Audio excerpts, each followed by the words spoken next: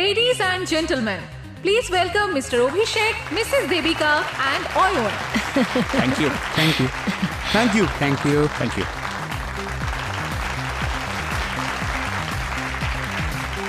Thank you so much. এই গাড়িটা তৈরি করার স্বপ্ন তো আমাদের কোম্পানির ছিলই, সঙ্গে নিউ জেনারেশনকে আমরা এমন একটা গাড়ি দিতে চেয়েছিলাম যাতে বসে তারা কুল আর ফ্যান্সি ফিল করে, যেমন ফিল আমেরিকান এবং জার্মান গাড়িতে হয়ে থাকে। এবার আপনাদের বেশি সময় নষ্ট না করে let me introduce to you the most valuable gift to our nation. Ayan, please come. Vicky, can I have the remote, please? Sir. Yeah. There you go. Feature is all yours.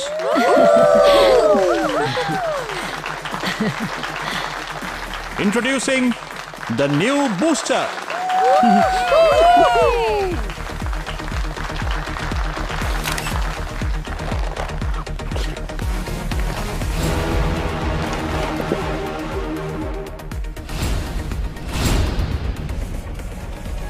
সত্যি দারুণ, খুব সুন্দর।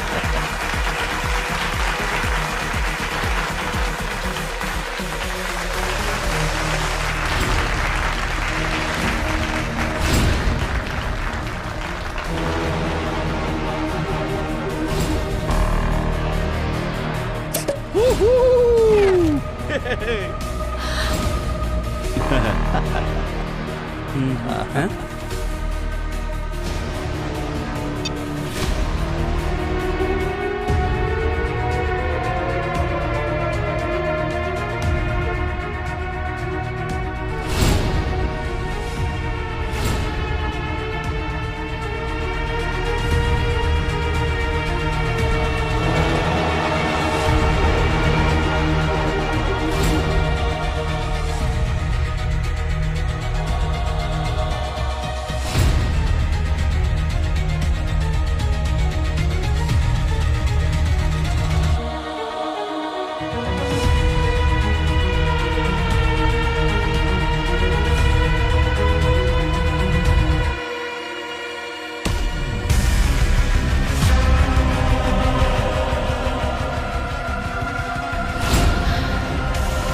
বেদ?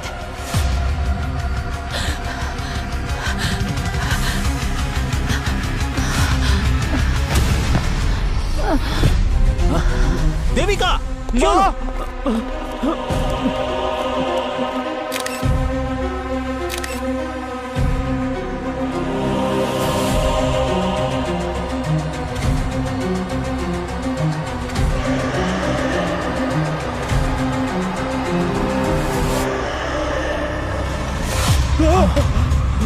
এটা কি কোনো নতুন ধরনের ডার্ক পাবলিসিটি স্টান্ট? যদি তাই হয় তাহলে এরা সাকসেস হয়েছে, কারণ এই ইভেন্টটা সব জায়গায় ভাইরাল হয়ে গেছে। সাধারণত গাড়ির সাথে সাথে তার ফিচার্স লঞ্চ করা হয়, কিন্তু বুস্টারের সঙ্গে লঞ্চ হয়েছে তার ড্রাইভিং সিটে বসে থাকা একটা ডেড বডি। আজ যেখানে বুকিং এর জন্য কাস্টমারদের ভিড় উপচে পড়ার কথা ছিল, সেখানে উপস্থিত হয়েছে সিআইডির টিম। আমরা চেষ্টা করছি সমস্ত খবর আপনাদের সামনে তুলে ধরতে। সম্পূর্ণ ঘটনা জানতে আমাদের নিউজ চ্যানেলে চোখ রাখুন। দেখা যাক এরপর কি হয়। সিআইডি কি আদৌ উদ্ধার করতে পারবে?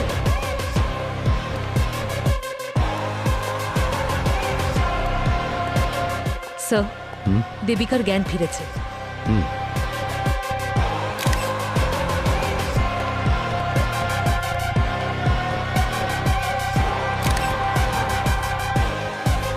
স্যার, আমরা যখন বডিটা আগে দেখেছিলাম কেমন যেন পাথরের মতো শক্ত ছিল, আর এখন দেখুন স্যার, আস্তে আস্তে এর রং রূপ কেমন বদলে যাচ্ছে। মনে হচ্ছে বডিটা ফ্রোজেন করা ছিল, জোর করে গাড়িতে বসানো হয়েছে।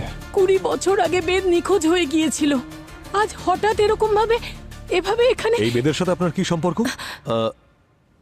এনার প্রথম স্বামী এবং আমার কাজিন। স্যার, ওকে বেদের মতন দেখতে, কিন্তু বেদ নয়। 20 বছর ধরে বেদের খোঁজ নেই। আর হ্যাঁ, আর ওর বডিতে যে ট্যাটুটা আছে না, সেটা বেদেরই মতন। ও তো 20 বছর আগে লাদাখের বরফে। স্যার, আই এম শিওর কেউ আমাদের সঙ্গে প্র্যাঙ্ক করছে। আপনারা একটু চেক করুন না। আর আপনারা জানেন তো, 3D মডেল কত সহজেই পাওয়া যায়, এটা নকল।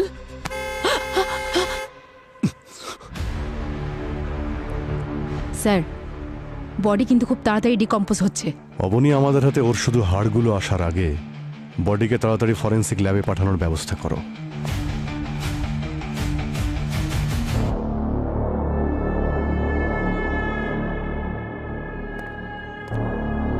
আমার টেস্ট কখনো মিথ্যে হয় না। এই লোকটি মারা গেছে প্রায় 20 বছর আগে। আচ্ছা স্যার, এই লোকটা এমন কি ওষুধ খেত যে 20 বছরে ওর বডি ডিকম্পোজ হয়নি? পঙ্কজ, আমি এই লোকটির মাসলস, টিস্যুজ আর ব্লাড সেলস খুব ভালো করে চেক করেছি, আর যে ধরনের মাইক্রো ব্যাকটেরিয়া এর শরীরে পেয়েছি তাতে এটা প্রমাণ করে যে এই লোকটির শরীর এমন জায়গায় রাখা ছিল যার চারিদিকে বরফ আর বরফ, একদম ঠান্ডা। কি? হ্যাঁ, অলমোস্ট -20 ডিগ্রি টেম্পারেচার। আর এত কম টেম্পারেচার শুধুমাত্র হিমালয়ের হাই অল্টিটিউড এলাকাতেই পাওয়া যায়, আর কোথাও নয়। কিন্তু যদি 20 বছর ধরে কোনো মৃত মানুষের বডি পাহাড়ের বরফে চাপা থাকে, তাহলে হঠাৎ করে মুম্বাই কি করে চলে আসলো? আরে এটা আবার কেমন স্পিড পোস্ট যে লাশ ওই পাহাড় থেকে এখানে শহরে গাড়ি সিটে চলে এলো? পঙ্কজ, লাস্টটা স্পিড পোস্টে এসেছে না টাইম ট্রাভেল করে এসেছে সেটা জানা তো তোমাদের কাছ, তাই না? হ্যাঁ ঠিক। হ্যাঁ, তোমাকে আমি এটুকু বলতে পারি যে এই লাশটা কবে বাইরে এসেছে। স্যার পুরো কথাটা বলুন না, এভাবে ইনস্টলমেন্টে কেন বলছেন? এই লাশটা 12 থেকে 13 ঘন্টা আগে বাইরে এসেছে। কি? হ্যাঁ, শুধু 12 থেকে 13 ঘন্টা আগে? একদম। যেভাবে ওর মাসলস, টিস্যুস টুকরো টুকরো করে ভাঙছে আর যেভাবে স্কিনের কালার বদলে চলেছে, সেটা দেখে এটা পরিষ্কার বোঝা যাচ্ছে যে লো টেম্পারেচার থেকে লাশটা বাইরে এসেছে শুধুমাত্র 12 থেকে 13 ঘন্টা আগে, ব্যাস। স্যার, বেদ প্যারাগ্লাইডিং করতে খুব ভালোবাসতো, সেই জন্যই ও লাদাখে যেত। সেখানে একটা কোম্পানি ছিল যারা প্যারাগ্লাইডিং করাতো। ব্যাস, ওখানেই প্যারাগ্লাইডিং করার সময় যখন ল্যান্ড করছিল তখন এভার লঞ্চ হয়ে গিয়েছিল আর বেদ বরফে আটকে যায়। তারপর বেদকে আর কখনো খুঁজেই পাইনি। ওই কোন কোম্পানি ছিল যারা এই প্যারাগ্লাইডিং করাচ্ছিল? দেখুন, 20 বছর আগের কথা, নাম তো মনে নেই। আর তাছাড়া বেদ সমস্ত নিজের বুকিং নিজেই করত। বুকিং এর ডেটটা নিশ্চয়ই মনে আছে আপনার? হ্যাঁ স্যার, সেটা আমি কি করে ভুলতে পারি। 3 সেপ্টেম্বর 2004। ভূমি, ফাইন্ড ইট। কি 2004-এ? ম্যাডাম, এত পুরনো ঘটনা কে মনে রাখে? কিন্তু হ্যাঁ, মিথ্যে বলবো না, আসলে মাঝে মাঝে বরফের তুষার ঝড়ে এরকম ঘটনা ঘটেই থাকে। আর তাছাড়া প্যারাগ্লাইডিং খুবই রিস্কি হয়। আর সত্যি কথা বলতে কি, এই অ্যাডভেঞ্চারের জন্যই তো এত লোকজন আসে। কিন্তু আমরা নিজেদের সেফটিতে কোনো খামতি রাখি না, সেফটির ব্যাপারে কিন্তু সম্পূর্ণ খেয়াল রাখি। আরে আমি আপনাদের কোম্পানির ব্যাপারে কোথায় কিছু বলছি রবি স্যার।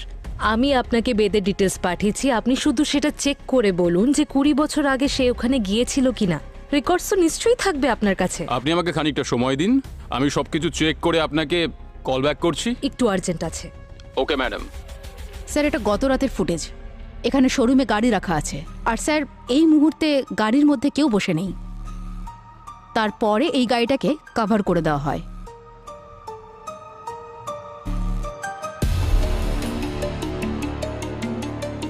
আর তারপরে আজ সকালে যখন এই গাড়িটাকে আনকভার করা হয়, স্যার দেখুন বেদের বডিটা ড্রাইভার সিটে দেখা যাচ্ছে।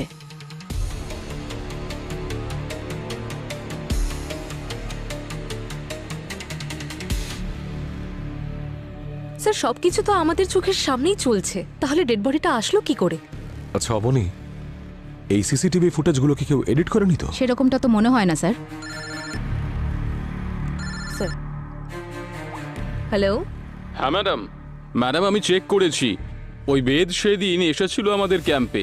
2004-এর 3রা সেপ্টেম্বর এসেছিল আমাদের ক্যাম্পে। আর সেদিন ওই প্যারাগ্লাইডিং করার সময় ঝড়ে হারিয়ে গিয়েছিল, আর ওকে খুঁজতে গিয়ে সার্চিং অপারেশন করতে হয়েছিল 2-3 সপ্তাহ ধরে।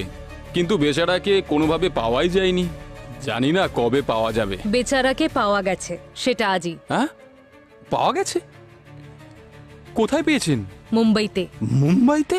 So for now it's confirm যে বেদ 20 বছর আগে লাদাখের একটা অ্যাভালাঞ্চ অ্যাক্সিডেন্টে হারিয়ে গিয়েছিল। তারপর 20 বছর পরে ও এখানে মুম্বাইয়ের একটা শোরুমে কি করে পৌঁছে গেল, তাও একটা লাশ হয়ে। So for now let's assume যে এই লাশটা আমাদেরকে কিছু বলতে চায়, কারণ এই লাশটা নিজের থেকে তো এখানে নিশ্চয়ই আসেনি, কেউ তো অবশ্যই করেছে। We need to find this answers.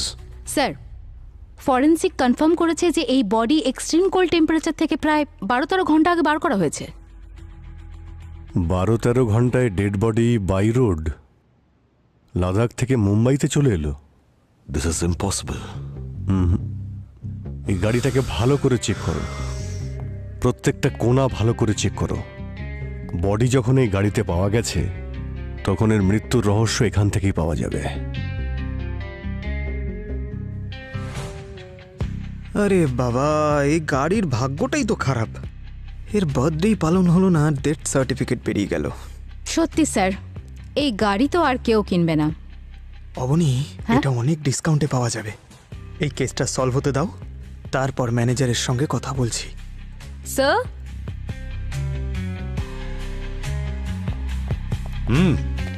Sir এখান থেকে খুব বাজে স্মেল বেরোচ্ছে। হ্যাঁ স্যার, কোনো কেমিক্যাল স্মেল মনে হয়। গাড়িটা তো একদম ব্র্যান্ড নিউ, তাহলে কোনো কেমিক্যালের স্মেল তো আসা উচিত নয়। হতে পারে বডিটাকে ডিকির মধ্যে লুকিয়ে রাখা হয়েছিল, আর তারপর এখান থেকে বের করার পরে বডিটা যাতে না পচতে পারে তাই কেমিক্যাল লাগিয়ে এখানে রেখে দিয়েছিল। আর যে ডেড বডিটা এখানে নিয়ে এসেছে হয়তো এখানেই লুকিয়েছিল। আরে একেবারেই হতে পারে স্যার। এই দেখুন না, অন্তত 2 মানুষ এখানে শুতে পারবে। পঙ্কজ, সব ঠিক আছে তো? ঠিকই আছে স্যার।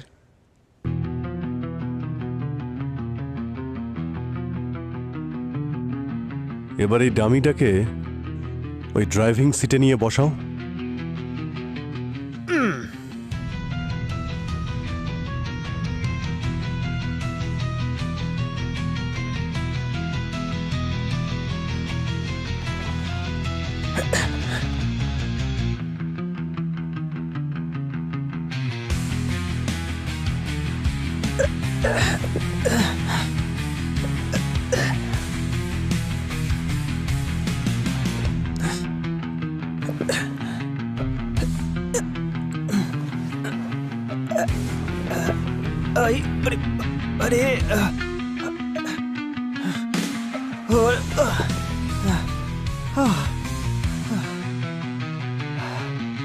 আমার অবস্থা খারাপ হয়ে গেছে স্যার।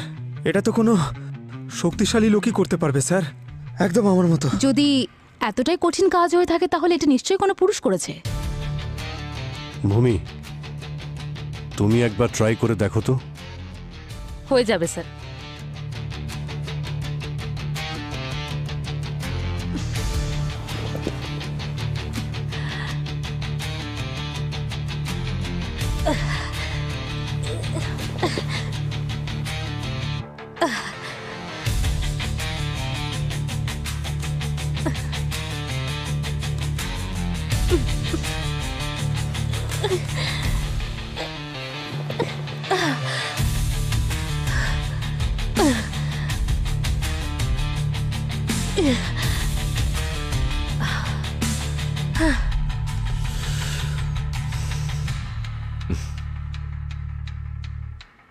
কাজটা কিন্তু এতটাও মুশকিল ছিল না পঙ্কজ।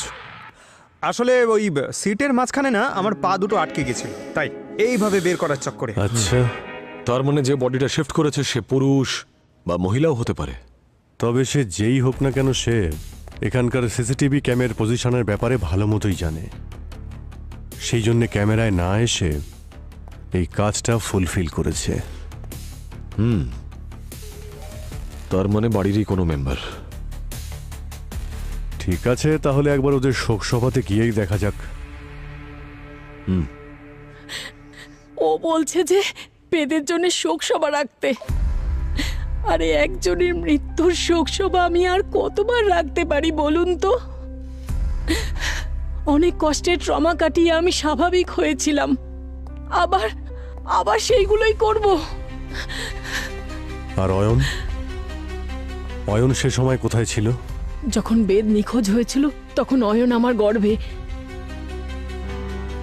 আমি কি করে ওকে জন্ম দিয়েছি কি করে মানুষ করেছি সেটা শুধু আমিই জানি। আর আজকে সেই ছেলে কিনা আমায় নোংরা কথা বলছে। নোংরা কথা কেন বলবো না, কিন্তু হ্যাঁ রাগ করে আছি, অনেক রাগ করে আছি। আর রাগ করবো নাই বা কেন? যাকে আমি ছোটবেলা থেকে বাবা বাবা বলে এসেছি, আজ জানতে পারছি সে আমার নিজের বাবা নয়। আমি তো আর ছোট বাচ্চা নই। আগে আমায় বলা হয়নি কেন যে আমার বাবা অন্য কেউ? কি করে বলতাম ওকে? আজকালকার বাচ্চারা কিছু হলেই তো ডিপ্রেশনে চলে যায়। আর তাছাড়া দেবিকাকেও তো সামলাতে হতো। আর জানেন, সুইসাইড করার কথা বলছিল। আর তাছাড়া বেদকে তো আমি অনেক আগেই হারিয়েছি। আর আমি কখনোই চাইতাম না যে ওর ফ্যামিলির কিছু একটা হয়ে যাক। আর সেই জন্যই আমি দেবিকাকে বিয়ে করেছিলাম আর অয়নকে আপন করে নিই। কি দরকার ছিল অভিষেকের এইসব করার? কিন্তু এগুলো করলো না হলে বেদের বোন নয় না আমাদেরকে পথে বসানোর জন্য সব ব্যবস্থা করেছিল।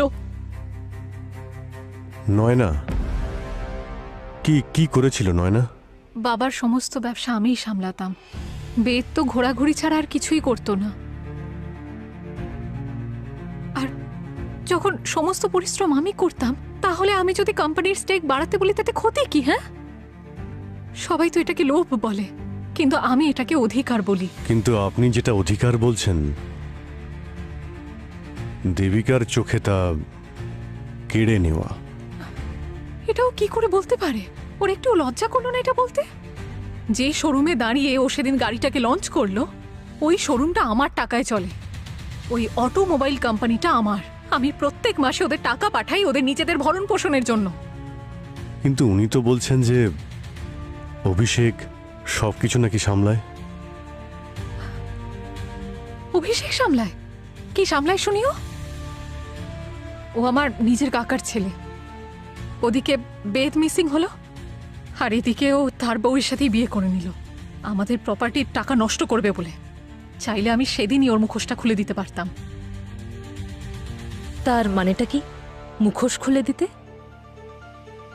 আচ্ছা, একটু সময় দিন, আমি আপনাদের দেখাচ্ছি।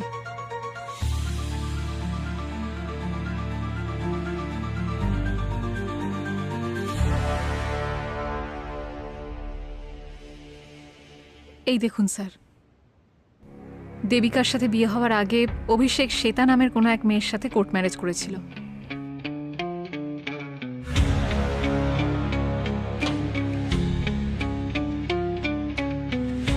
বিয়ের পর আরেকটা বিয়ে। খোঁজ নিয়ে দেখো এই শ্বেতা দেবী কে আর কোথায়।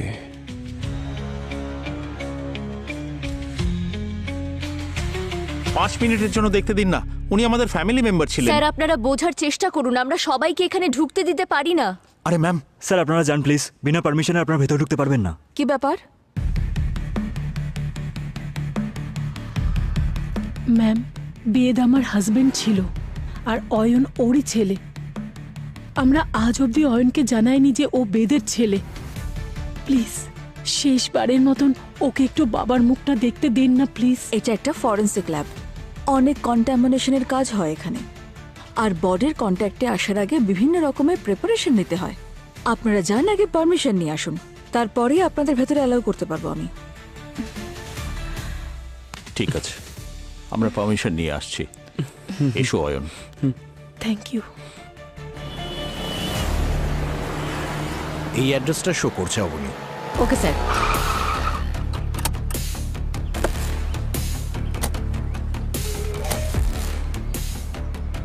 সিকিউরিটি। হ্যাঁ, কি হয়েছে বলুন? এই যে সামনের বিল্ডিংটাকে রেনোভেশন করা হচ্ছে, শুনেছি নাকি অনেক ওনার্স এই বিল্ডিং এ শিফট হয়েছে। হ্যাঁ, ওখান থেকে তো অনেক লোকই এসেছেন এখানে। তাহলে তাদের মধ্যে কেউ শ্বেতা নামের থাকে এখানে? আসলে ম্যাডাম, এত বড় সোসাইটি, এখানে তো হাজার হাজার শ্বেতা থাকতে পারে। সে তো ঠিক আছে, কিন্তু একটু মনে করে বলো তো যে 40 বছরের আশেপাশে কোনো মেয়ে আছে কি? হ্যাঁ, একজন তো থার্ড ফ্লোরেই থাকেন, যিনি শ্বেতা নামের, বছর 40-এর মতনই হবেন।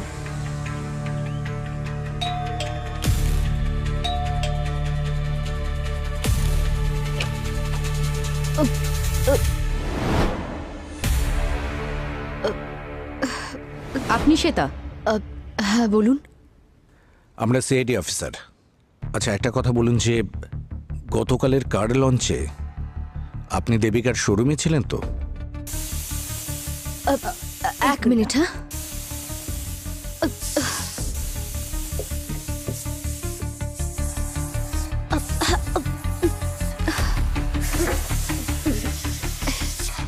ডালটা পুড়ে গেল। আমাদের প্রশ্নের উত্তর কিন্তু পাইনি।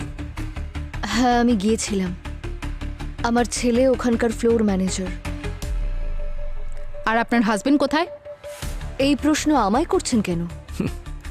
প্রশ্ন তো উঠবেই যখন একই ব্যক্তি দুটো বিয়ে করে। আপনার ম্যারেজ সার্টিফিকেট?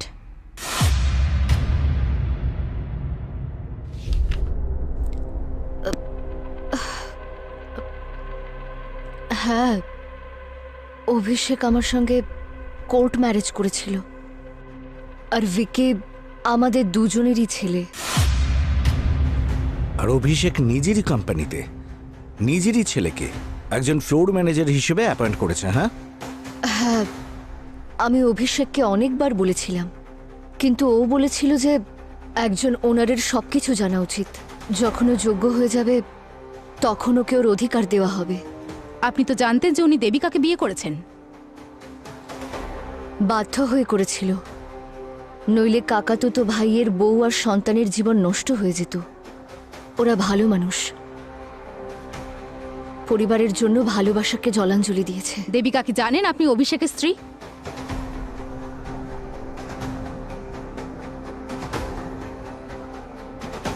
আচ্ছা, ওই ভিকি কোথায়? আমি জানি না, কাল থেকে ও বাড়িতে নেই। কোথাও যাওয়ার আগে আমাকে বলে যায় নাকি? এনিওয়ে, আপাতত আমরা যাচ্ছি।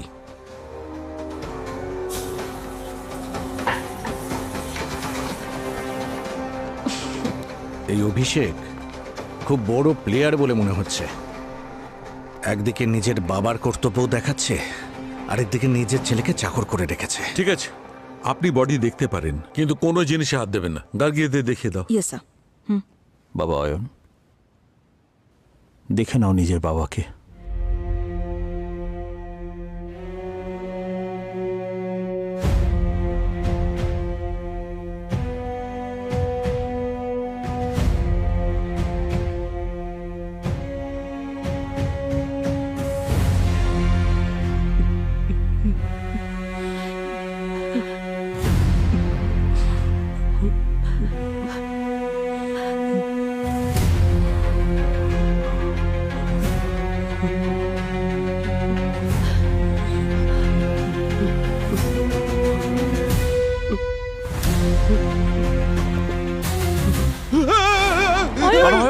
নিজেকে সামলাও, সামলাও নিজেকে।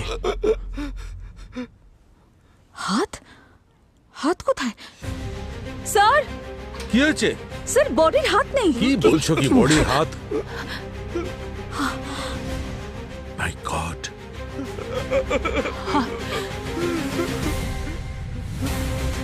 দুটো হাতই কাটা। আরে গার্গি, এনার দুটো হাত কে কাটলো? ফরেন্সিক ল্যাব থেকে কে হাত চুরি করে নিয়ে গেল? একটু রিয়েলাইজ করতে পারছেন বিষয়টা? যেটা শুনতে কেমন লাগছে?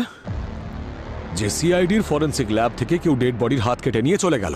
যদি এই খবরটা কোনোভাবে লিক হয়ে যায় তাহলে সিআইডির রেপুটেশন একেবারে মাটিতে মিশে যাবে। I am sorry sir. You sorry? Yes sir, I am really very sorry. আমি জানি আমার অনেক বড় ভুল হয়ে গেছে, কিন্তু স্যার যদি আমার এই ভুলটা ধরে একটা অপরচুনিটি খুঁজে বার করতে পারি তাহলে। তার মানে এটা হচ্ছে যদি আমরা খুঁজে বার করতে পারি যে এই কাটা হাত দুটো কার কাজে লাগবে, তাহলে স্যার হয়তো আমরা এই কেসটা খুব অল্প সময়ের মধ্যে সলভ করতে পারবো। I think he is right. চুরি যখন হয়ে গেছে তখন এই সুযোগ আমাদের নিতে হবে। Yes sir. Superb, mind blowing. না না, good going, very good.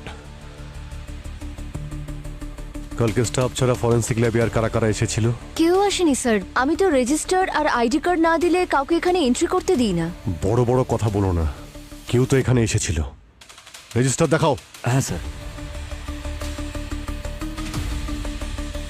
Shield and shine company, এরা দুজন কারা? স্যার এরা তো স্যানিটাইজারের লোক, ওরা তো রেগুলার আসতেই থাকে এখানে।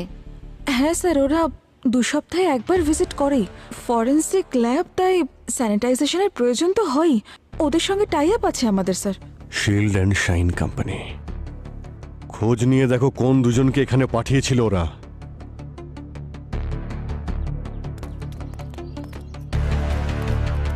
স্যার আমি সিস্টেমে চেক করার পরেই বলছি, কাল আমাদের স্টাফেদের যাওয়ার কথা ছিল কিন্তু যায়নি। শিডিউল ছিল কাল ভিজিটের, কিন্তু ওরা অন্য কোনো সাইটে আটকে গেছিল। কিন্তু এটা কনফার্ম, আমাদের স্টাফ যায়নি, এটা একদম নিশ্চিত। ঠিক আছে। এই শিডিউল তো এখানে যাতায়াত করা সবাই দেখতে পেয়েছে। আর এখানে সারাদিন কে কে এসেছিল? স্যার যারা এসেছিলেন সবার ডিটেলস ওখানেই আছে। এই অভিষেক, দেবিকা, অয়ন, আজকে এরা এখানে কি করছে? স্যার ডেড বডি দেখতে এসেছিলেন। অয়ন শেষবার তার বাবাকে দেখতে চেয়েছিল। স্যার ওরা তো কালকেও এসেছিল, আর পারমিশন ছাড়া আমি ওদের যেতে দিইনি স্যার। ওরা এখানে কালকেও এসেছিল? হ্যাঁ স্যার। আর এখানেই দাঁড়িয়েছিল যেখানে আজ আমরা দাঁড়িয়ে আছি? Yes sir. তাহলে তো এই শিডিউলে ওদেরও চোখ পড়েছিল। ওই যারা স্যানিটাইজেশন করতে এসেছিল তাদের মুখ তুমি দেখেছিলে? স্যার ওরা তো মাস্ক আর পুরো বডি কভার করে রেখেছিল, আমরা শুধু ডেটা এন্ট্রি করে ওদের ঢুকতে দিয়েছিলাম। যতক্ষণ না ওই হাতটা পাচ্ছি ততক্ষণ এই কেসটা আমাদের গ্রিপে আসবে না। ওই হাতটা আমার চাই Abhijit.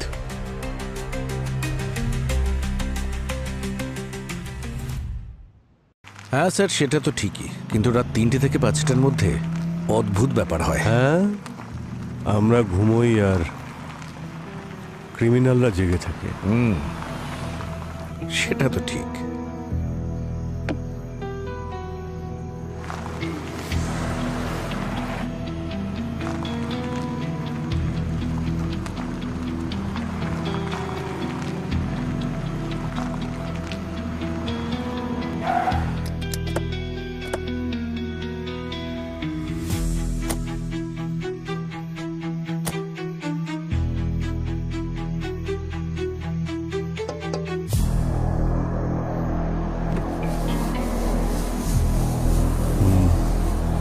Hello, need any help? No. Oh, CID. আপনি রাজেন নরক। রাজেন বাবু, আপনি এরকম একটা নির্জন এলাকাতে এত রাতে এখানে কি করছেন? নিজের গাড়িতে বসে আছি। না, আই এম জোকিং, সরি। আপনারা সিআইডি অফিসে আপনাদেরকে বলতেই পারি। আসলে ব্যাপারটা হলো স্যার, ওই রেড সানের ব্যাপারটা নিয়ে আমার ঘুম আসছিল না, তাই গাড়ি নিয়ে একটু আর কি। রেড সান? আপনারা রেড সানের ব্যাপারে শুনেননি? আফ্রিকার সব থেকে দামি হিরে যেটা এখানে আমাদের এই মিউজিয়ামে রয়েছে। আপনাদের যাওয়া উচিত ওখানে, নিজের পরিবারকে নিয়ে একসাথে। দারুণ স্যার। হ্যাঁ, আমরা যাব, সেটা পরে দেখছি। এখন আপনি একটু ডিকিটা খুলুন তো। Dicky sir? কিছু নেই স্যার ডিকিতে। দেখেনি না?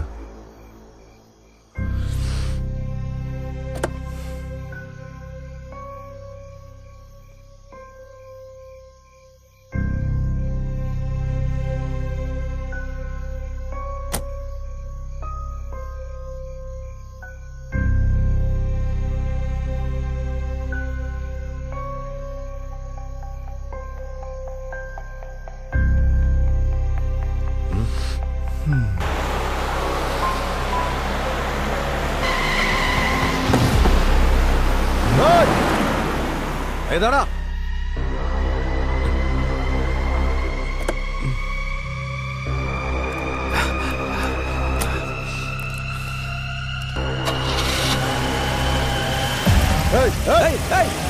দাঁড়া, দাঁড়া বলছি, দাঁড়া।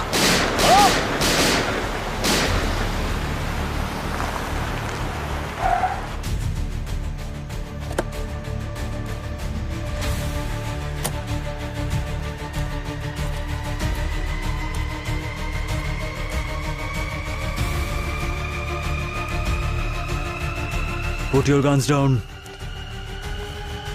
এজে আমরা সিআইডি থেকে।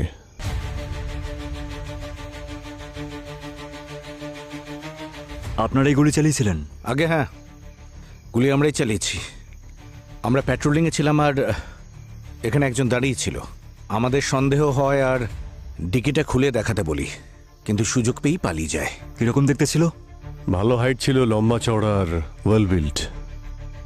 ওর নাম বলল রাজেন। রাজেন?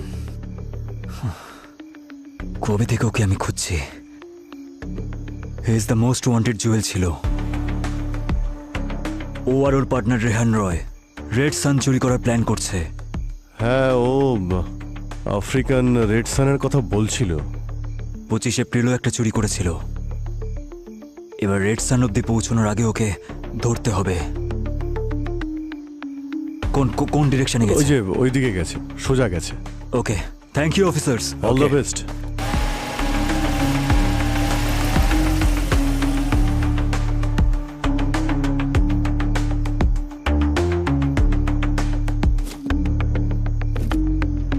ও মাই গড, হাত! কিন্তু একটা জিনিস দেখো, ফিঙ্গারপ্রিন্টের যে স্কিনগুলো সেগুলো তুলে নিয়েছে। স্যার, ওই যে হাত খুঁজছিলাম ওরা ফেলে দিয়ে গেল। মানে কেউ তো আছে যে আমাদের সাহায্য করছে ক্রিমিনালকে ধরতে। এ দেখো, এই দুটো কাটা হাতের এই 10টা আঙুল দেখো। যেখান যেখান থেকে ফিঙ্গারপ্রিন্ট পাওয়া যেত সেগুলোই নষ্ট করে দিয়েছে। মানে ফিঙ্গারপ্রিন্ট চুরি করার জন্য হাতটা কাটা হয়েছিল। আর এই ফিঙ্গারপ্রিন্ট নিশ্চয়ই কোনো পাসওয়ার্ড প্রোটেক্টেড জায়গাকে খোলার কাজেও লাগতে পারে। কারেক্ট। কোনো দরজা বা সিন্দুক। তার মানে হলো গিয়ে যার বাড়িতে ওই সিন্দুক বা দরজাটা আছে সেই হাতটা কেটে চুরি করেছে। স্যার, আমি দেবিকা আর অভিষেকের রেকর্ডস, যেমন ধরুন ব্যাংক রেকর্ডস আর বিলস চেক করছিলাম। দেখুন তাতে কি পেয়েছি।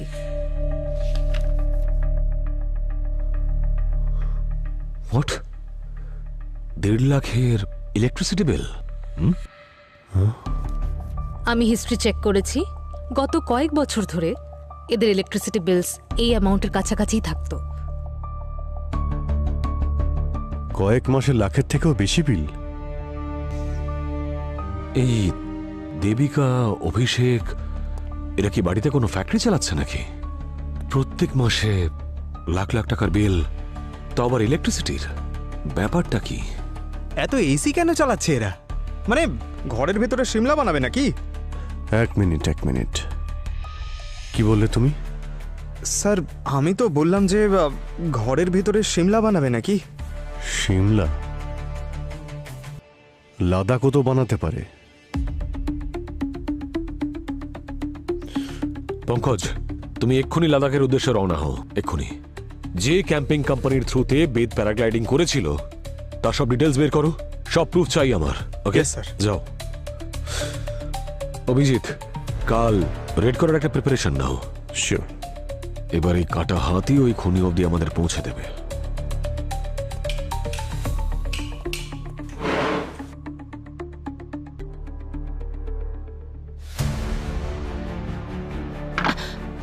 আরে এসব আপনারা কি করছেন? কেন করছেন এগুলো? দেখো না, সবাই মিলে আমাদের ঘরগুলো কেমন তছনছ করছে। কি হচ্ছে এইসব? আপনারা কি করতে চাইছেন এখানে? চোখে দেখতে পাচ্ছেন না আপনারা? দেখছেন না তল্লাশি করা চলছে? তল্লাশি? কিসের জন্য তল্লাশি? মিস্টার অভিষেক, এমন কোন ফ্যাক্টরি করেছেন এই বাড়িতে যার জন্য আপনাদের ইলেকট্রিক বিল আকাশ ছুঁয়ে যাচ্ছে? হ্যাঁ, তাও গত 20 বছর ধরে লাখ লাখ টাকার বিল আসছে আপনার বাড়িতে। কি চলছেটা কি? লাখ টাকার বিল আসছে তো তাতে কি হয়েছে? কি হয়েছে এখনই জানতে পারবেন। ভালো করে তল্লাশি নাও। যদি দেওয়ালও ভাঙতে হয় তাও ভেঙে দাও। কিন্তু আপনারা ওর ঘর কেন ভাঙছেন না যারা আমার ঘর ভেঙেছে? নয়নার ঘরও কোনোভাবে বাঁচবে না সিআইডির হাত থেকে। এখন যান, আপনি যান, সরে যান এখান থেকে।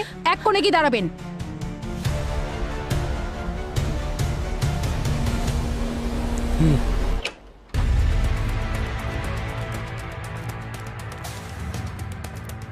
আমাদের কাছে সার্চ ওয়ারেন্ট আছে, ভালো করে পড়ুন।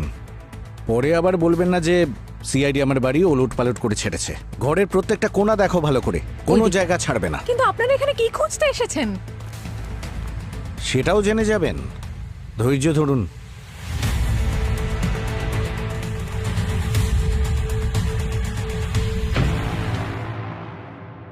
স্যার আমি ম্যাডামকে তো ফোনে সবকিছু বলে দিয়েছি, কিভাবে ওই বেদ বরফের ঝড়ে হারিয়ে গিয়েছিল। আমার কাছে কিছু নিউজ পেপারে কাটিংও আছে ওই দিনের। এই দেখুন, যেদিন অ্যাক্সিডেন্ট হয়েছিল। এসব তো ঠিক আছে, আপনারা এখানে ক্যাম্পে গ্রুপের ছবি তোলেন তো নাকি? হ্যাঁ স্যার, অবশ্যই। তাহলে 2004-এর 3 সেপ্টেম্বর বেদের গ্রুপের ছবিটা দেখান তো। স্যার এখন 20 বছর আগের ছবি কোথা থেকে পাবো স্যার? আছে স্যার, পুরোনো অ্যালবামে পেয়ে যাব। চুপ কর, তুই কিছু জানিস? স্যার ও কিছুই জানে না। 1 মিনিট, ফটো নিয়ে এসো। হ্যাঁ স্যার, এই নিন স্যার।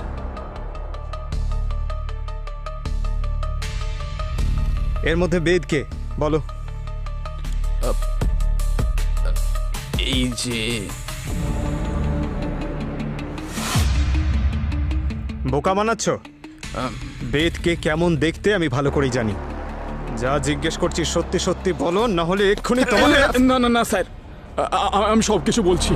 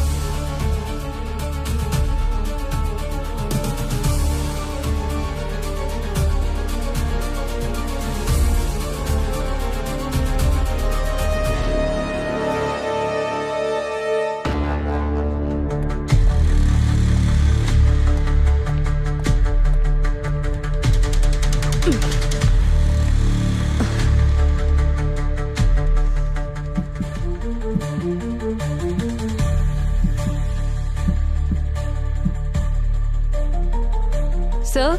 হ্যাঁ ভূমি,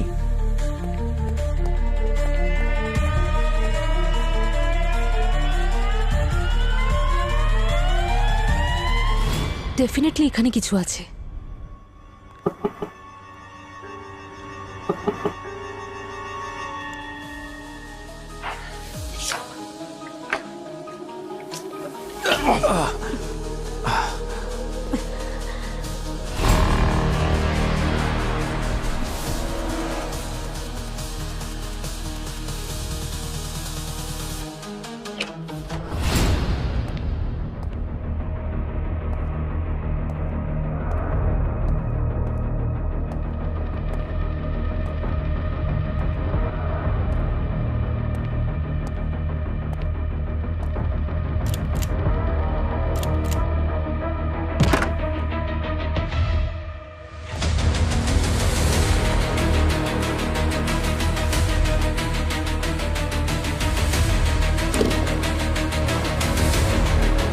মাই গড,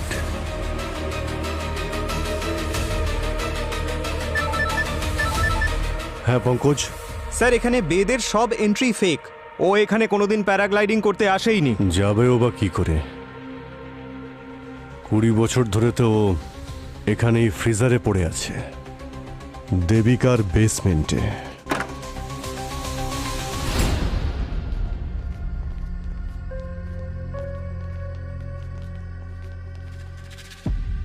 দারুণ ব্যাপার তো। বেসমেন্টের নিচে লকার তৈরি করা হয়েছে। নয়না দেবী, আপনি এই ডিজিটাল লকারের পাসওয়ার্ড দেবেন নাকি এর জন্য আমাদেরই কাজ করতে হবে?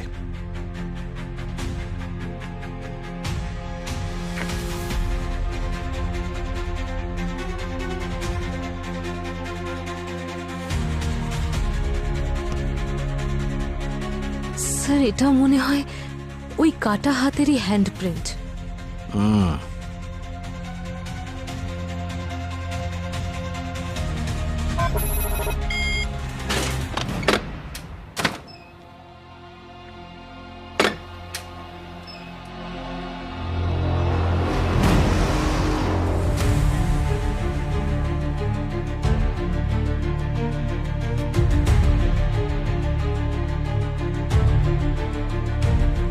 সব সোনা,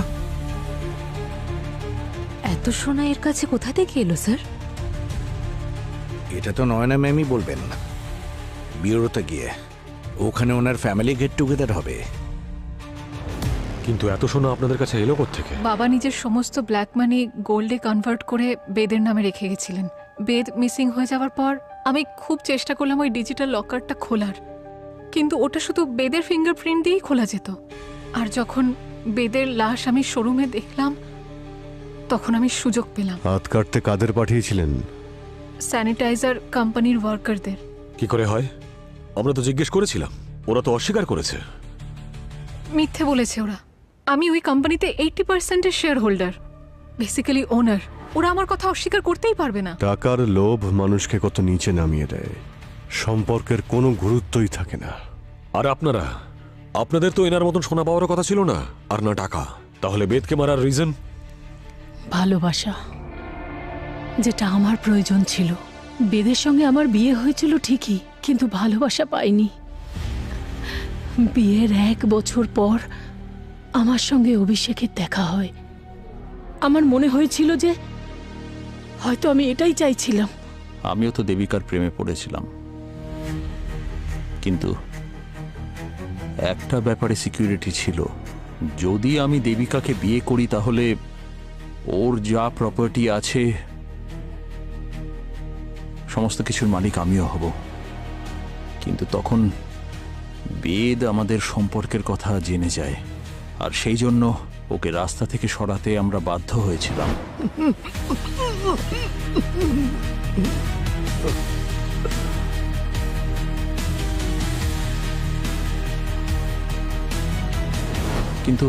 কিন্তু ওকে মারার পর আমরা জানতে পারলাম যে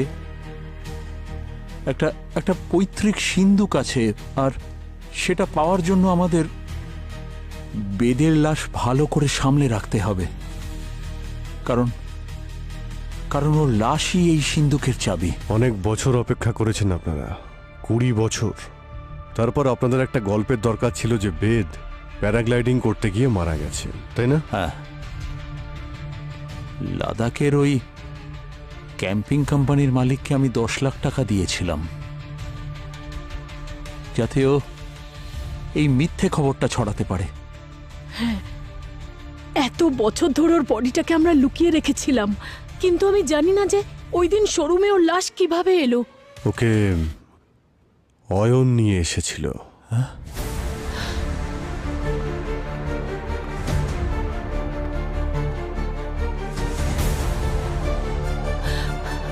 হ্যাঁ, আমি নিয়ে এসেছিলাম বাবার লাশটা ওখান থেকে। একদিন আমার রুমের ভেতরে একটা লুকোনো বেসমেন্ট খুঁজে পাই। যেই নিচে গেলাম, দেখলাম ফ্রিজারে একটা লাশ পড়ে রয়েছে, যাকে ঠিক আমার মতো দেখতে। তাই আমি এদের দুজনকে এক্সপোজ করার জন্য ভিকির হেল্প নিয়ে বাবার লাশটা গাড়ির মধ্যে ঢুকিয়ে রেখে আসি।